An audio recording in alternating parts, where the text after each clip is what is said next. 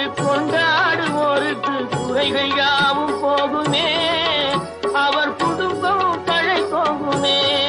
சூர சமர வேலாயுதம் பக்க துணை கொண்டால் சகல பயம் நீங்குமே. ஐயன் முருகனை கூப்பிட்டு அருமுகனை வேண்டி ஆராதனை செய்தால் அருகில் ஓடி வருவார், அன்பு பெருகி அருள் புரிவார். அந்த கருணை உருவான குருவரன் என்றுமே கைவிட